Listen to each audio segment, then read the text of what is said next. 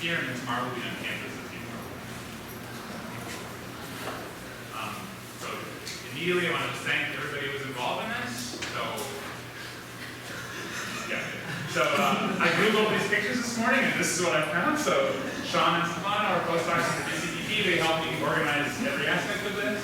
Lali Cote, who you'll see around, is my colleague at Berkeley Lab. She's one of the most important people there. She helps organize all kinds of stuff and generously donate the day book. And Ahmed and Patrick, beautiful photos I Googled with these guys. They're students in the BCTP in Bloomers. We have some funding from the Isaac Sanders Foundation, from the BCTP, and the GeoFlow collaboration, which is the DOE fund. This is maybe slightly atypical for a string theory conference. Okay, so we set the schedule organized so that a number of junior people could be given talk slots, and we want to have long breaks. So the talks are a little shorter; they're not an hour like you might be used to. They're 30 or 45 minutes, depending on if it's a senior person or a postdoc. So please, we're going to ask just clarifying questions only until the end of the talk. So speakers can leave a little bit of buffer at the end for discussion. That would be ideal. But we're not derailing the talks. And whoever is organizing the session will just stand to alert you if you're speaking with the 5-minute warning. After this, if there's like an unofficial party, after party, this is just if you're around Berkeley, you want to do something, I will for sure be there. So we end at 4:30 technically. You're at the top right corner of this map right now. There's a place called Freehouse, which is on campus. It's a nice like bar, pub kind of situation. Big, you can get a beer there. It's nice. You can eat there, it's pretty good. So you can take the H-line shuttle at 4:57, or you can just walk. It's like a 40-minute walk. It's kind of nice to see the hill. I'll be going so people can go. I think that's it. I do want to post this. This is the second year, so Edgar, our illustrated first speaker, started this last year. I really like this idea that we have this annual meeting, this group of people. It's unclear who will do it next year, and so if you maybe are interested in thinking about hosting it next year, you should talk to me and Edgar. One question is, for example, the Friday or Saturday schedule ideal? This will be a nice test. Okay, that's it. So with that, I want to start. Edgar. Yeah. Good. So can people hear me in the back? The question is, do we want a microphone? Can you, well, Sammy doesn't want to do it, so you want a mic here? Okay. Let me not show everybody my microphone. I think the pictures are good enough that it's quite audible. You think it's good? I'm not going to go by it.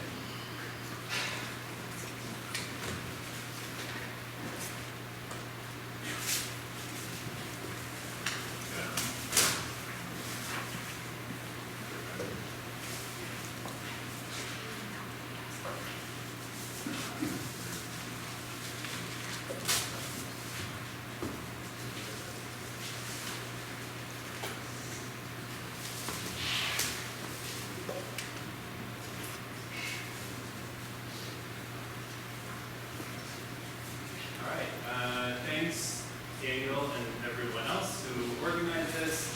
I think this is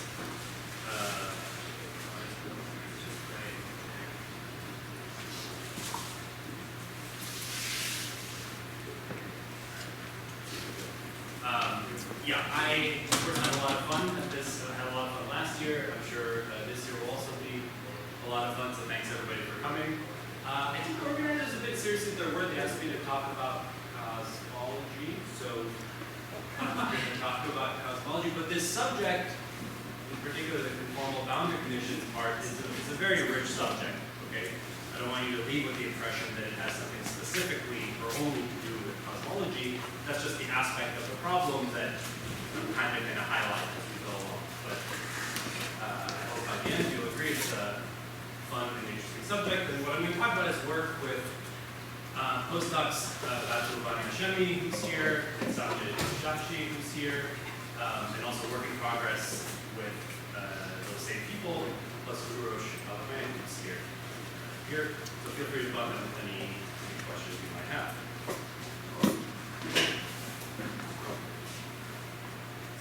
Okay, so first, a short talk, so very general introductory question. Timeline boundaries and general relativity. Okay, so we want to think about general relativity and Lorentzian signature. And you might want to consider the problem where you have, it's called an initial boundary value, set some initial conditions, but you want to ask about from some finite region of space. Okay, so you need some finite timeline boundary that forms, for example, let's say your laboratory. And surprisingly, over 100 years after general relativity, there's still interesting questions to ask in this problem. Okay? In math, this is a ridiculous summary, but this is fast. The question is, what are consistent boundary conditions? Okay, and what do we know about them? What is the stability of these boundary conditions? It's a rich subject, lots of competitions. We just went to a colloquium in the math department, Santa Cruz, and someone was working on this question, and someone else was working on this question. So there's a community in the mathematical general relativity corner of math who's very interested in these questions. Okay, physics, lots of motivations. Our motivation is going to be how to think about quantum gravity in a finite patch of space-time. Okay, you don't want to do ADS-CFT or something where you need some asymptotic infinity. How are you supposed to think about it? And there are many, many preliminary questions before you get to the quantum gravity part in understanding this problem.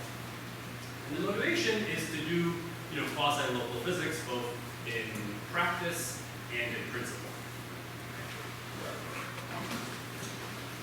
So, quick summary, the natural thing to do, which people have done, is to think, and are doing, is to set Dirichlet boundary conditions, where you fix the geometry of the boundary, okay, this timeline boundary. And in d greater than or equal to 4, in general, you're not guaranteed existence or uniqueness. Okay? In d equals 2 and 3, things are well behaved because there are no local sort of excitations, which is part of the problem in d greater than or equal to 4. And in special cases in d greater than or equal to 4, things are also well behaved. And the group at Stanford has sort of been leading the way in the study of a lot of this stuff. There's a nice paper by Eva Silverstein and Gonzalo Caroba, which sort of reviews the status of what cases are not well behaved. So I will point you to that paper to see a quick summary of the state of affairs. What do you mean by well behaved?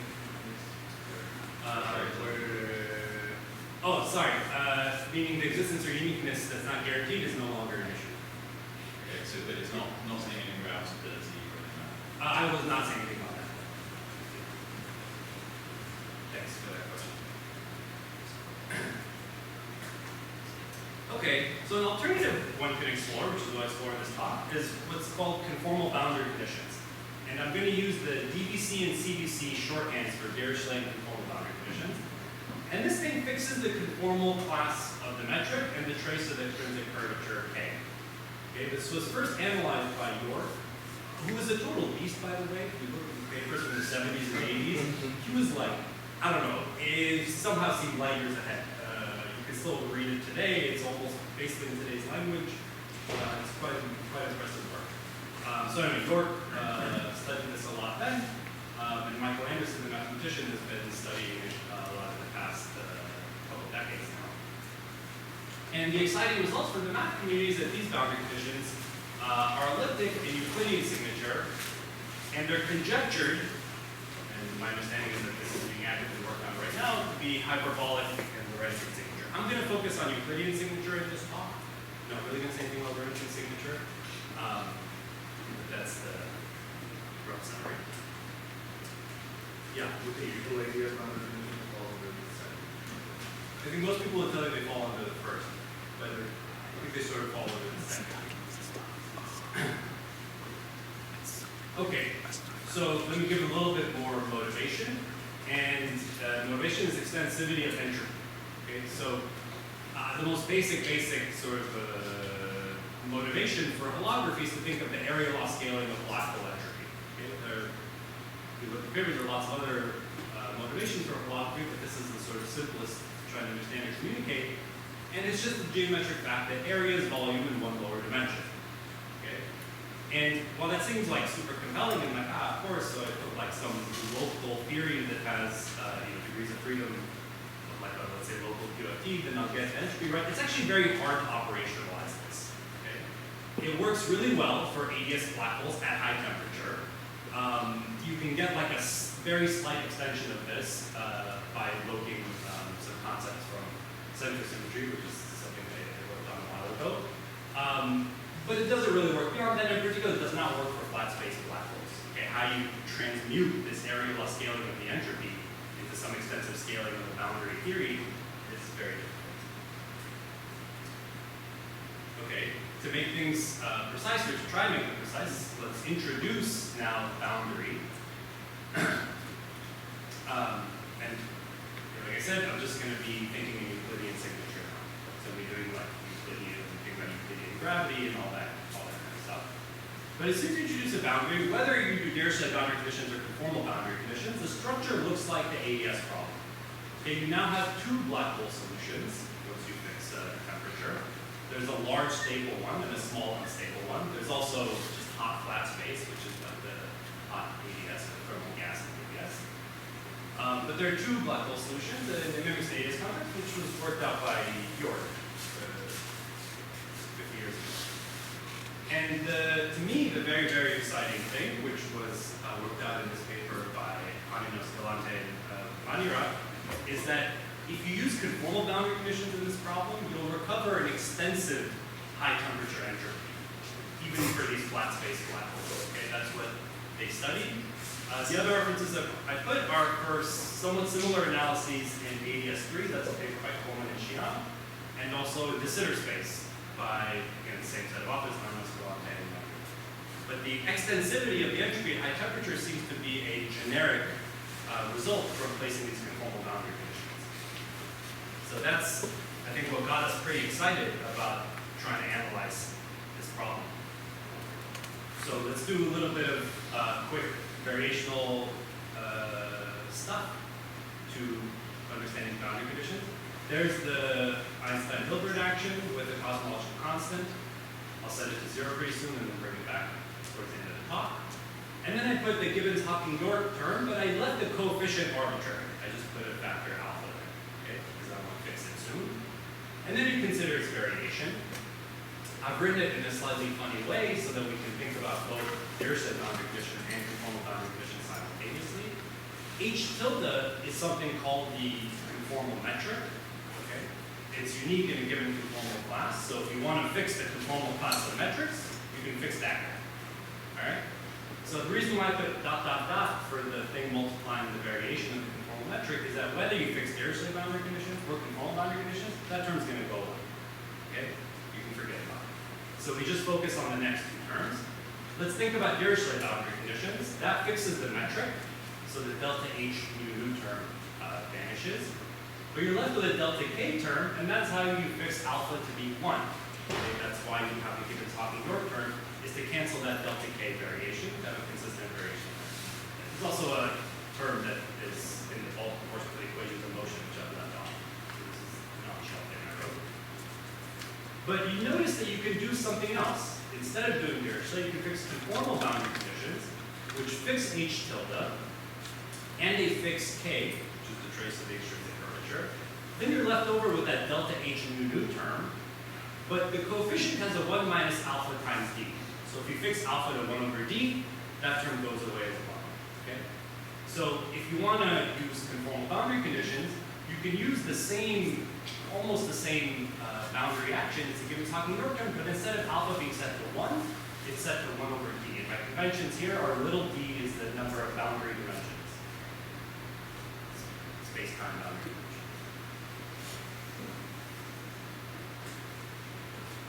Oh, okay. Line, but there you go. Both of those are consistent choices.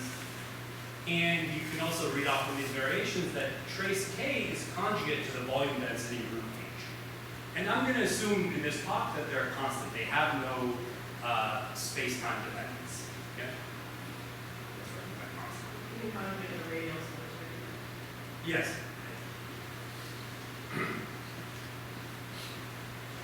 Okay. All right, that's kind of review. And now I'm going to talk about what we looked at. Like I said, we're very excited about this extensive entropy. If you want to be very bold or speculative, you might say, okay, maybe there's some local dual theory in some corner that we can understand. Can we get more evidence for this? And the tool that we use is basically the thermal effect of action. So if you have a local field theory, and you put a finite temperature on some spatial manifold, and you go to high temperature, okay, you can, assuming you have no gapless modes, which you usually don't if the theory is interacting, then you can write down an effective theory at high temperature. Okay, it's an expansion around high temperature, so the Wilsonian scale, if you want to use that language, is beta. And you write down all the operators that you can, but the theory has no gapless modes, you sort of integrated out everything, so all you have is background terms. Excuse me. And those background terms are just contractions of the Riemann tensor. Okay, so I'm just considering the partition function at finite temperature. I'm not turning on any chemical potentials or anything like that yet. So I wrote down the first two terms because it's pretty universal at that order. As you go to higher orders in the Riemann tensor, of course, you have contractions you can write down, but the first two terms are pretty universal. Notice that first term, the C0 term, is the extensive term in the entropy. Okay, scales like volume times temperature to the d minus 1. And then the next term is a sub-extensive correction. And there are more sub-extensive corrections. Okay. This thing is super powerful. So, as I said, it gives sort of a series of sub-extensive corrections. That's just that. Then there's a conjecture, which maybe you should how seriously to take it, but the conjecture that Groshman put forward in the paper is that for local QFT, C1 should be non-negative. Okay? And the evidence for this conjecture is that it's true for free theories, that it's true for holographic theories, and it's sort of true in some particular OM vector model. Okay? All right. The other cool thing about this action is that it gives you an answer when you place the boundary theory on other manifolds. Like let's say you know what the free energy is when you place the theory on a sphere, like you know the full series and the expansion around high temperature, you immediately can read off what the answer is going to be when you put it on hyperbolic space instead. Okay? Because those Wilson coefficients, the CI, C0, C1, etc., remain the same because they're just particular to the theory. And all that happens is curvature terms, like the Ricci scalar, will flip sign. These curvature terms that are odd power of the curvature. So you immediately will know the answer when you place it on hyperbolic space. This, for example, is true in ADS CFD. Compute the free energy of the spherical black hole, expand it around high temperature, read off these CIs, and then you do the same calculation for the hyperbolic black hole in ADS. It's going to be the same answer, except every other term is going to have a sign. Okay? And you can generalize this to include, well, various chemical potentials. I just put electric potential because we'll come to that if I have time later this month.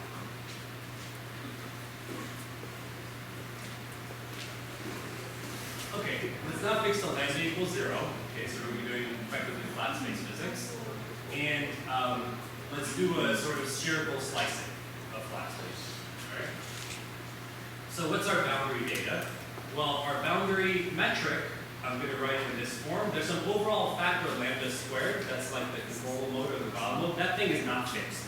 Okay, because we're fixing the conformal class of metrics, which means that the d tau tilde squared plus d omega squared is fixed, and it can have any prefactor you want. Okay? And tau tilde has some periodicity, which I call beta tilde. Right? The tildes are because they're dimensionless lines. So we fix that, conformal class of metrics, and we fix the trace of k at this boundary slice. Right? And we want to, what we're effectively doing is looking for solutions to this boundary value problem. We're basically going to be doing classical physics for this entire talk. Of course, we're thinking about it as an approximation to some half integral. But I'm going to repeat those words. What are the relevant solutions? Well, we know what the class of spherically symmetric solutions is just the Schwarzschild black holes, okay, which I've written there in d dimensions. And if you have some cutoff at what I'll call RC, then you can calculate two quantities. Beta tilde, which is when you put the boundary metric in the form I wrote there, it's just the periodicity of the tau tilde time. Physically, you should think about it the way you often think about temperature in conformal field theories. It's the size of the thermal circle divided by the radius of the transverse sphere, or something like that. Okay? So it's the correct dimensions measure of temperature, or inverse temperature. So okay, there's a formula for it. The 4 pi RH over d minus 2 probably looks familiar. This RC is from doing what I said, where you divide out by the radius of the transverse sphere. And this root f of RC because you're doing the physical temperature. If you pick some finite cutoff RC, then you have some factor multiplying with the tau squared. So that's giving you the physical Frost temperature. And there's a formula for trace of K, which I'll point out in this class of solutions is not negative. Right?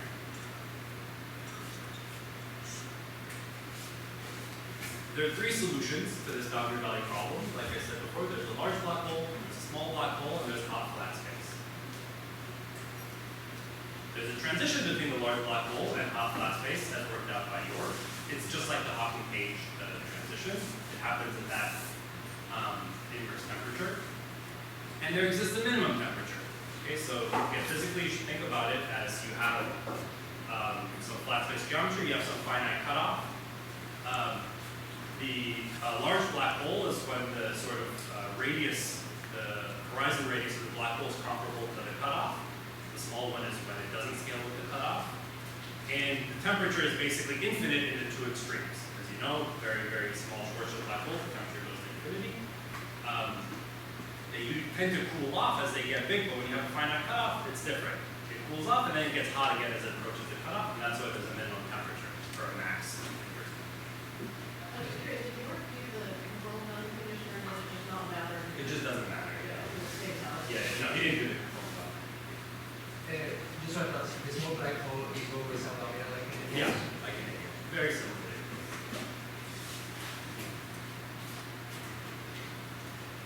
Okay, there are these equations I wrote down for beta tilde and K. They're a little gnarly, but you can solve them analytically in some high temperature expansion. I'll introduce the variables RH and RC. RH is the radius of the horizon. We're in Schwarzschild type coordinates. Schwarzschild coordinates. And RC is the radius of the cutoff. And the expansion looks like that. And you can see immediately as beta tilde goes to 0, which is the high temperature limit, RH over RC goes to 1, while RH goes to infinity. Of course, also RC goes to infinity because RH over RC goes to 1. And you can solve for the coefficients in this expansion analytically. But let me jump ahead to evaluating, again, thinking about the partition function. Some math that we're going to evaluate on shell, compute log z, that gives us the on shell action. We're considering the flat space gravity. The solutions are reaching flat, so the bulk term is 0. So the only term we have to evaluate is the boundary term, the root hk term. Okay? And you can evaluate it and see that you can actually put it in the form exactly of the thermal effective action. So this leading extensive piece was what was worked out by Adios, Galante, and Manirat. But you can see that there's a full series of sub-extensive corrections, and they come, the main thing that this effective action shows, they come stepped by powers of 2 in beta tilde. Okay? Which didn't have to be the case from dimensional analysis. It is the case when you use a thermal effective action in dimensional analysis in that context with like operators that are available to you. But if you didn't use this, it sort of wouldn't be obvious. But okay, you can compute, you have this expansion, and you can compute these coefficients, C0 and C1. And an interesting thing that happens is that the C1 is negative, which is the only example I know of where that happens. Like I said, we kind of conjecture that this thing is positive in like ordinary local QFTs. But in this case, it's negative. And we think that that's a sign that the dual theory is not a local QFT. It's instead some like QFT coupled to the Weil mode of the metric or something like that, because that Weil mode is not fixed. Conformal boundary condition only fixes the conformal class of metrics. And what you don't fix, you must integrate with the problem. Is there one of these theorems that seems to be positive like QFT? Yeah, just a pattern. We tried to prove it, we failed.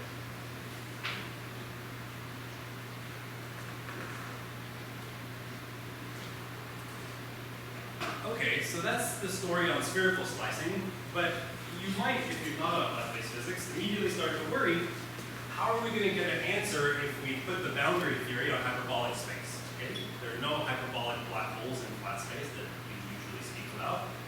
Yet the thermal effective action predicts an answer for you. Okay? There it is. It's the same answer, and like I said, all that changes is that every other term should flip sign in the free energy. So, well, before doing the calculation, there are sort of two options. One is there is some solution that actually reproduces this. The other is, while this is the correct answer, the bulk is non-geometric in this space, so you can't actually access it by some nice bulk geometry that you use for the Young-Shell action. Of course, the third option is that this is all crap, but two viable options, I think, are these. And it turns out, you know, because you're at finite cutoff, you sort of need to release some of your usual intuition about what solutions are allowed and which ones aren't. For example, in this case, you can totally reproduce this action with the same CIs from a solution, from what I'll call, I'm not sure what I'll call it. I'm going to call it a hyperbolic black hole for now. I might start calling it something else. But there it is. There's a solution. It looks just like a Schwarzschild black hole, except it has hyperbolic slices.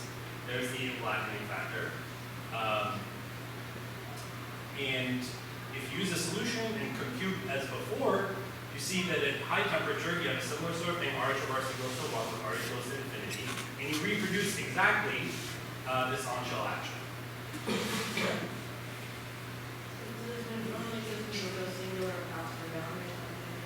Yeah, I'm going to draw a picture of this in a second. Yeah.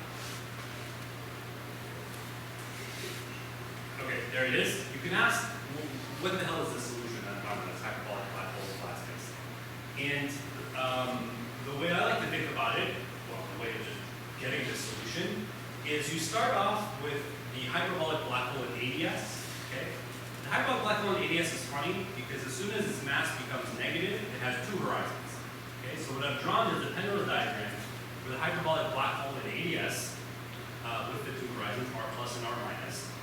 And if you were to take a flat space limit of this geometry, which means just take LADS to infinity, that outer horizon R plus scales with LADS and goes off to infinity and disappears. But R minus does not scale with LADS, so it sort of remains finite. So if you just pick a flat space limit on that solution, you get the solution I wrote on the previous slide. And the patch that I'm talking about is the patch from that RC cutoff to that horizon R minus. This is the Lorentzian pendulum diagram. I think we put in stuff there, so I'm stopping the geometry at the horizon, which would have to be the signature. So exactly as Eva said, there's a singularity to the side of RC, which is being excised, which is why we never talk about this in flat space physics, because usually when people say they're not hyperbolic black holes in like 4D flat space, they mean asymptotically flat black holes that are, you know, smoothed up to some singularity beyond the horizon. Beyond the horizon. But in this case, okay, we don't yet know what the rules are, but the piece of geometry being kept is totally smooth, and the only thing you want to be careful about is that RC, you know, doesn't get too close to that singularity, because then the curvature of the boundary is going to get large, and then you might worry, get a little nervous. Okay.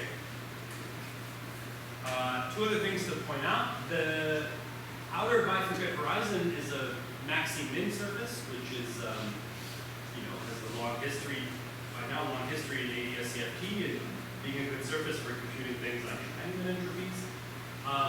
The inner horizon, the inner bifurcate horizon is something they call a mini-max surface, which is sort of the opposite, which means, you know, maxi-min means it's a maximum in time and a minimum in space.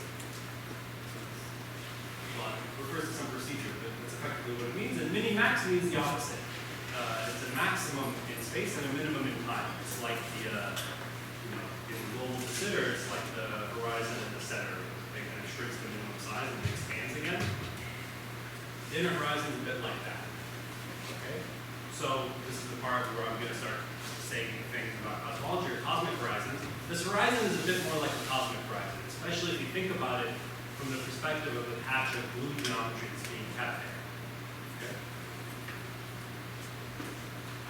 One other thing I would want to point out about this patch is that unlike in the spherical black hole case, where I said K was non-negative, that's just the fact of slices you can take outside the horizon. In this case, K can take on any real value. K can also be negative. It's going to become important when we start trying to interpret K. We won't get very far in interpreting K. $1 million question. Okay. I think that's all I want to say about hyperbolic black holes. But for completeness, we should also consider the other case, another maximum symmetric case, which has an expert ADS-CFT. What about flat slices? If it's distributed hyperbolic, we should also do flat. Then the thermal effective action only has the leading extensive term. Okay? All the sub-extensive corrections, the operators sitting there were contractions of the Riemann tensor. But if we have flat space, all those things are zero. Okay. And so we want to just reproduce that leading piece and have no other sub-extensive corrections with some geometry with flat slices. Okay, surprise, surprise, the geometry we use is Rindler space. Alright? So this might feel a little bit funny because this is not really a black hole geometry. This thing is diffeomorphic to flat space. But its role is a little bit analogous to how the BTZ black string in ADS3 gives you the thermal physics for the CFT at finite temperature with infinite size. Or the beta equals 2 pi hyperbolic black gradient higher dimensions. Those things are diffeomorphic, but they still play a role in reproducing the thermal physics of the boundary here. So this is a little bit like that. And if you compactify some of the spatial directions, then there's an interesting phase structure. Okay, similar to the ADS-CFT, you just have a flat black grain, it just dominates at any temperature. But if you compactify the spatial directions onto a torus, then you have phase transitions between that thing and what's called the ADS soliton in that context, which are solutions where some spatial directions pinch off in the pulp as opposed to the thermal direction. And the same thing happens here, and in both cases it reflects some modular very strong. I'm out of time. Left? Yeah. Okay. Now let's speculate a little bit about the meaning of K. Okay, in all the free energy expressions I wrote down, you can write them in the following way. K appears as some overall factor of G Newton, and then everything else is just a function of beta tilde, this inverse temperature, inverse conformal temperature. So K seems to play a role a bit similar to LADS, which may make you want to conjecture that 1 over G times K to the D minus 1 is like a measure of degrees of freedom of the boundary. Okay? In a totally different context, I think partially inspired by the holographic C theorems and Raphael's entropy bounds, Vache-Sahake proposed that this thing is a measure of degrees of freedom.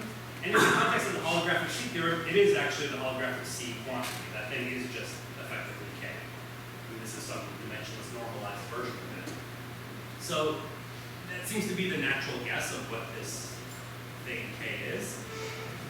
We can try and get some more intuition about it by working out some thermodynamic first laws. And we have horizons, and we're doing horizon physics, we can ask about first laws. These are ugly because they have tildes everywhere. Those just mean that they're dimensionless quantities, because that's the natural thing in this context. And you do have a first law in terms of some dimensionless energy E that has the TDS term, but now it has like a V decay term. Okay? V or V tilde. V tilde is like it's like a space-time volume, and it's the same as how we saw that K was conjugate to like the volume density. Even in the thermodynamics, that sort of appears. That thermodynamically conjugate variables are again K and something like the volume density. They integrate the volume density to volume. This form is a little bit funny because K is varying and control boundary conditions are keeping K fixed. So you can just introduce some internal energy U or U tilde and then write the first law that way, where you just have a KdV term. This KdV term should not be thought of as like a PdV type term, a pressure volume term. Okay, it's not that. If you want to get that, then you would just do Dirichlet boundary conditions, ordinary Dirichlet boundary conditions with finite cutoff.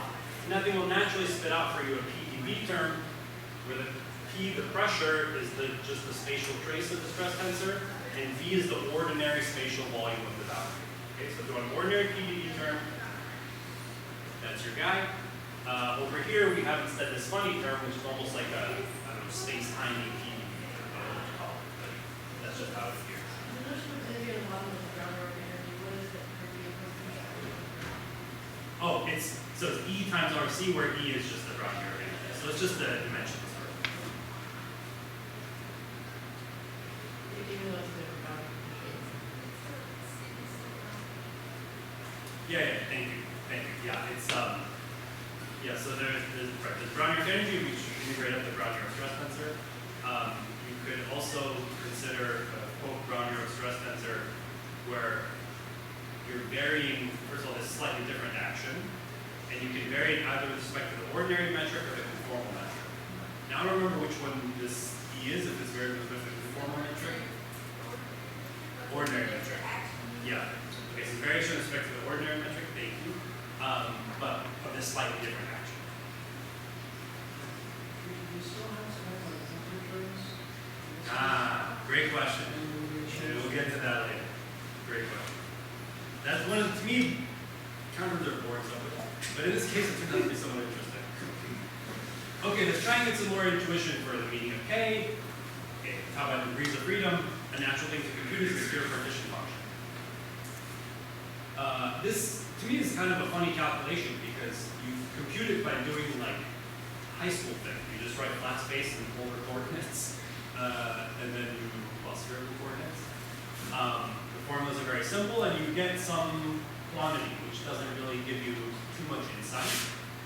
But what you want to compare the sphere partition function to, for example, you might get worried that you got a non-zero answer, because the Brown-York stress tensor that you compute in this theory is manifestly traceless. Usually it's K mu nu minus K H mu nu, like in ADS-CFT. In this case, it's K mu nu minus 1 over D K H mu nu. So as soon as you take the trace of that thing, the H mu nu is going to give you a factor of D, and K minus K, it's just going to vanish.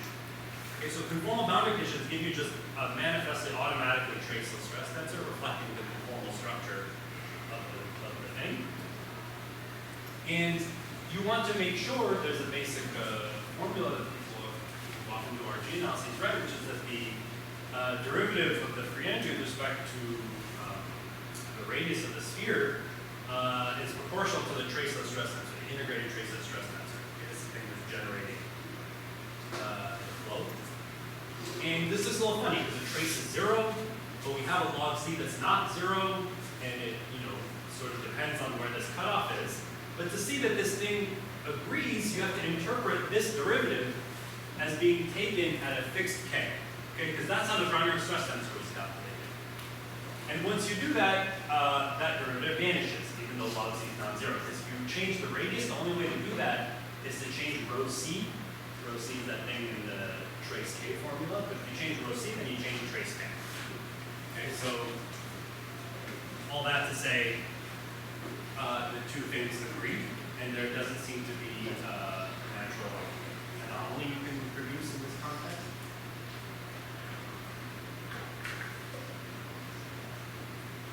Finally, if K is a measure of degrees of freedom, what does negative K mean? Okay, I said that in the case where we pick these hyperbolic slices, we can get negative K. It was intriguing to us that this case appeared along with what we call a cosmic horizon.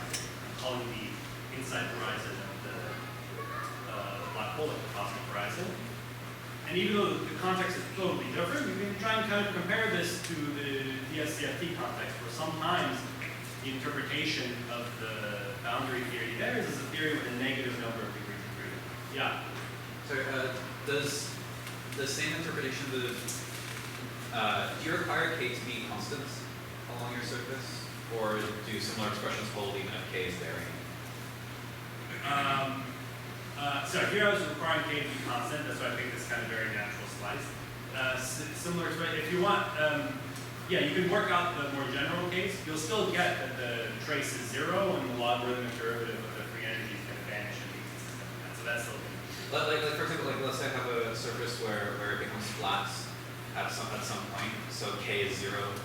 So does that run into a problem when you try to interpret 1 over K as your density of degrees of freedom? Oh, that's interesting.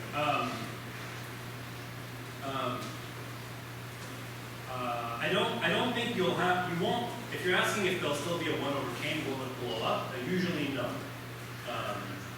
You can have k equals 0 slices, we'll see them in a second, and they're okay. The stuff doesn't blow up. That's good. Yeah. Thank you. Okay, so this motivates, well, let's go looking for solutions that have negative k's. Like, that seems kind of interesting.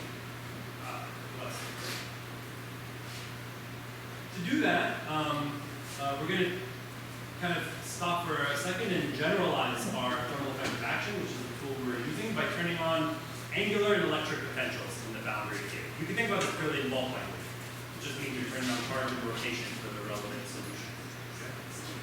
Then there's a more generalized thermal effective action. It has an F squared type term. F is the field strength of the fluid's inclined gauge field. Okay, so this is the thing responsible for rotation. And phi is just the electric potential. So it's pretty universal at this order, and as soon as you go to the next order, there's an explosion of term. Okay, like usual in effective field theory. I'm going to set F equals 0, so I'm actually not going to consider the rotating case. That case is actually kind of complicated.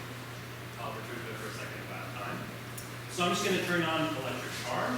Then the relevant solution is the flat space Reisner-Nordström solution. There it is. The gauge field is also written. Those are the solutions we want to use. I should clarify when I say these are the solutions we want to use. In a boundary value problem, we want to fix the boundary conditions and then fill it in. And look for all solutions that fill it in smoothly in the inside. Okay? Here I'm just kind of cheating and taking shortcuts. I'm saying, well, I know these solutions exist, and if I cut them off somewhere, it will give me values of those boundary quantities that I want. Okay, so I'm sort of inverting the problem. But in the end, we can check that there are solutions. And this solution is interesting because there are two patches in the space-time you can consider now. This is the Reisner-Nordström Penrose diagram in flat space. There are these red patches, which I'll call the black hole patches, that are outside the outer horizon. You can pick these RC slices there. But another part of the geometry that admits a nice Euclidean continuation, because it's time independent, is like what we saw in the hyperbolic black holes, patches inside the inner horizon. Okay? CH is for cosmic horizon. For the black hole ones, K is not negative like before, but for the cosmic ones, K can be any real number. So again, we see this sort of connection between negative K and cosmic horizon.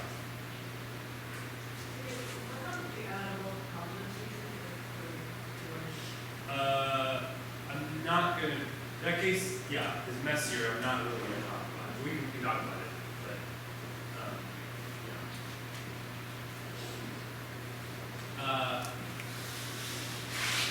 okay, so here in the equation now, you have three things you want to solve. You have beta tilde and K, which are fixed for metric degrees of freedom.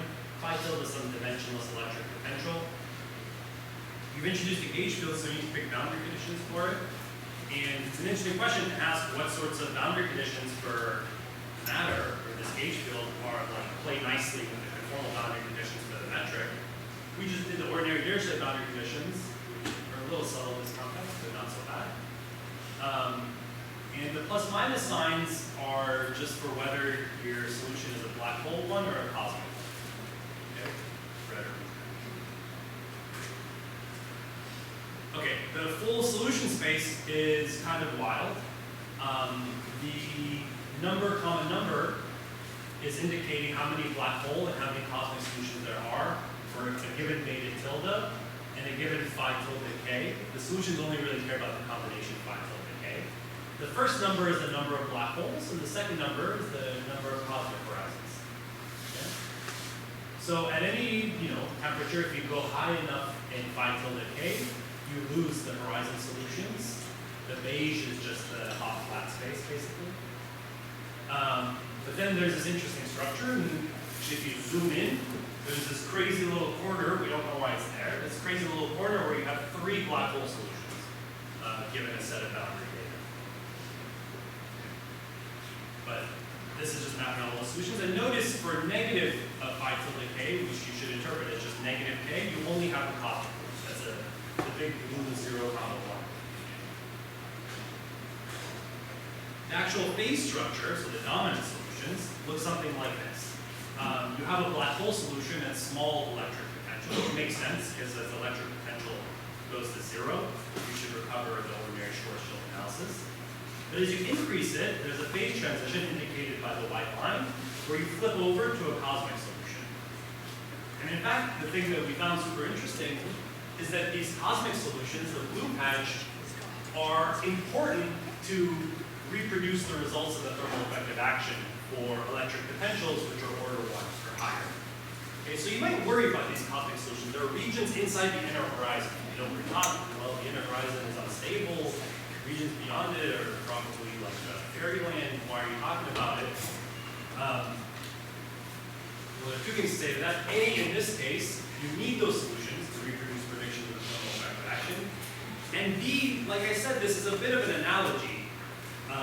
What I'm saying is this patch of the full Horizon-Norsen black hole is what satisfies the boundary conditions of our problem. But the real way to think about it is you have boundary conditions for this problem, and you just fill it in. You solve it with what you can, and then you can do stability analysis and whatever there. But the usual sorts of like instabilities people talk about is something falling into this black hole from outside and blue shifting, like that physics isn't even going to happen for this patch that we're talking about. So you just need to redo the analysis there and see if there's a real problem. So for us, the cosmic horizon seems to play an important role. Otherwise, you can't reproduce the predictions of the effective action. Okay. Now you can study the totally full. You said you can stand at 5 minutes, right? Well, 5 minutes. You asked. You're very polite. So you can turn on electric potential, you can turn on cosmological constant, and you can turn on any sort of maximum symmetric boundary spatial geometry. You could compute these Wilson coefficients if they're kind of a mess. I'm going to return to this observation that C1 still seems to be negative. Okay? These are the answers for ABS. For de Sitter space, which Hugo was asking about, you can get those answers. I've set the LADS scale to 1. You reintroduce it by taking K to KL, and then you continue L to IL. And you find again that C1 is negative. And in this case, once you go to the de Sitter case, K can be any real number. It can be negative again because there are cosmic horizons.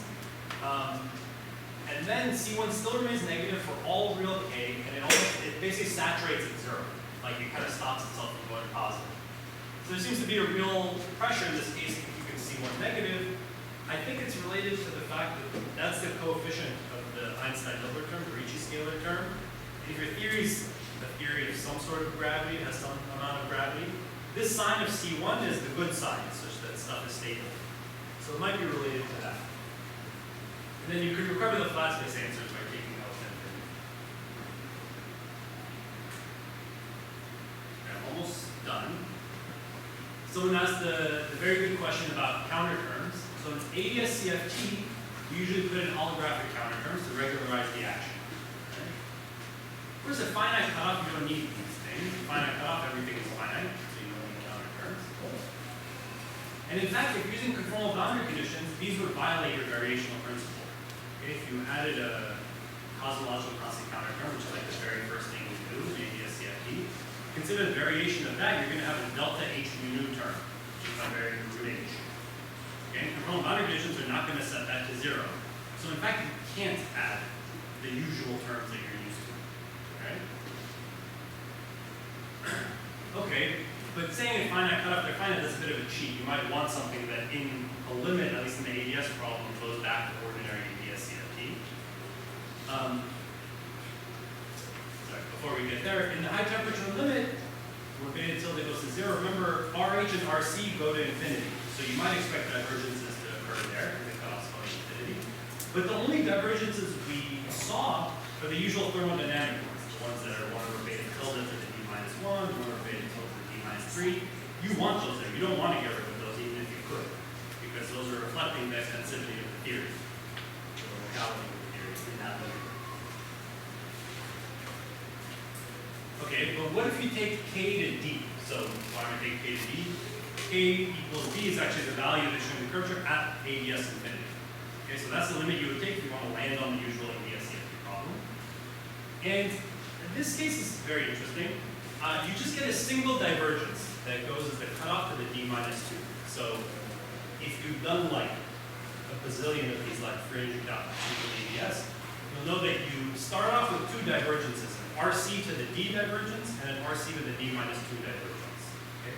This is when you're trying to regularize just like a black hole solution in ADS. Okay, what do? You do something kind of crazy. Well, it's not crazy.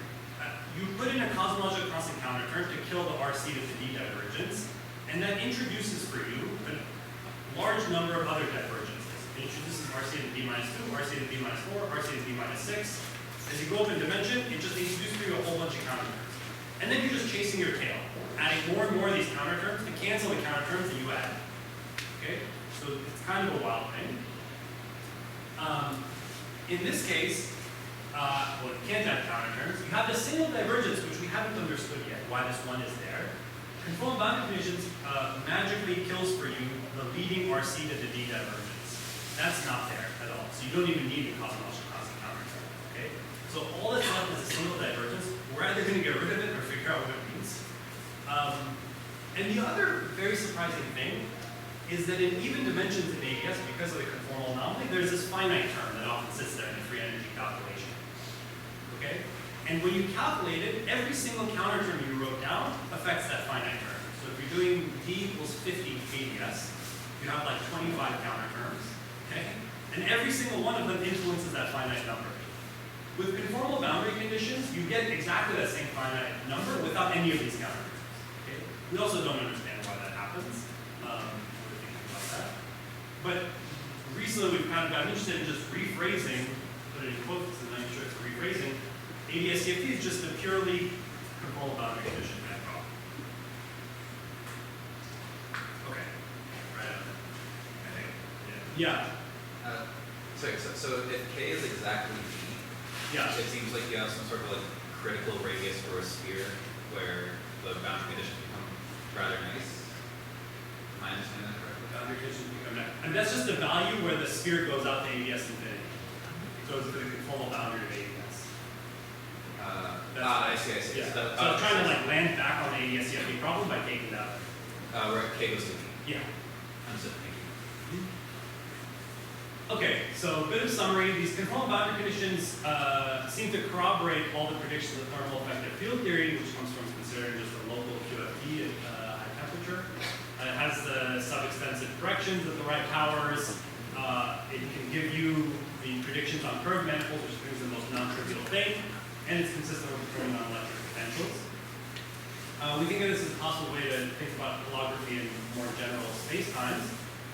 And particularly intriguing is that these cosmic horizon solutions seem needed for the consistency in lambda equals 0 for thermal vector theory.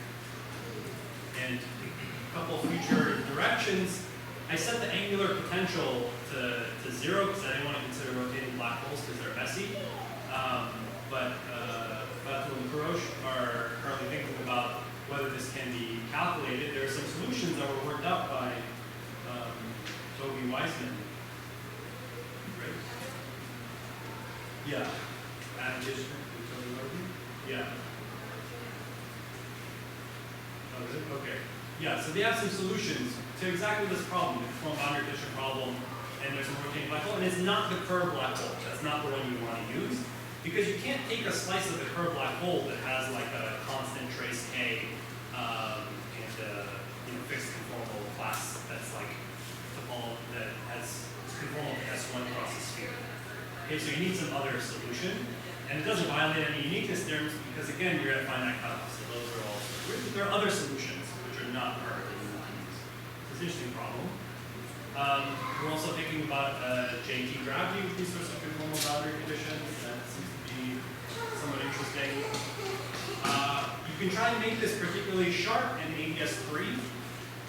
And one possible proposal is that ADS-3, or for the case of convolution constant, the way you could think about the microscopic boundary dual is that you take a TT bar deformed QFT and couple it to Leibniz theory. This is your natural proposal for what this theory is. But the thing that we would really like to understand is what is the meaning of K and the Lorentzian signature. In Euclidean, you can just think about it as a source to the bottom. But in the full Lorentzian problem, what's the meaning of K and in particular negative K? Alright, I'll stop there. Thanks.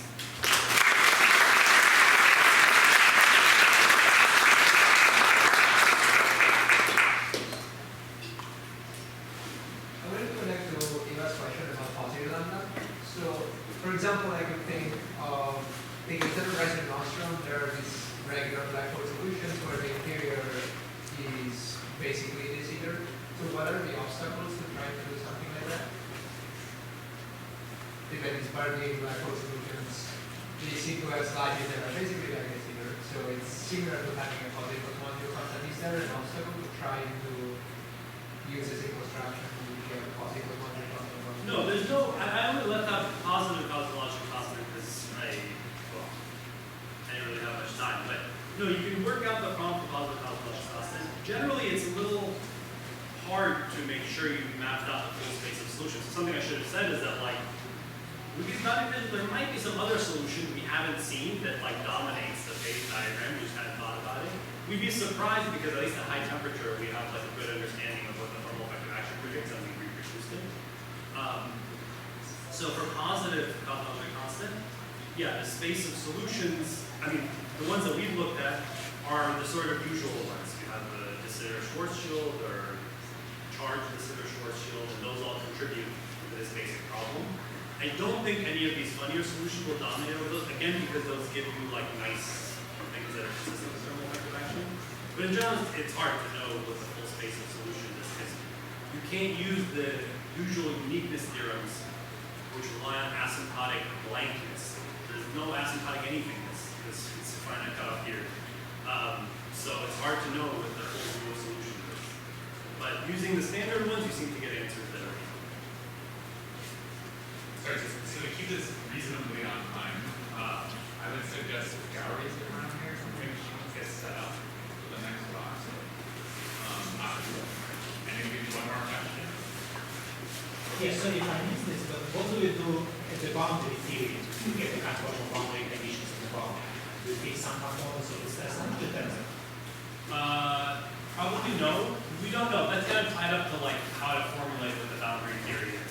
So we don't actually, because it's fixing trace K, not trace E. And those two things are slightly different. It's unclear what the interpretation of trace K in the boundary rule is. So that we don't know exactly what fixing it would be. But that, yeah, I would love to know the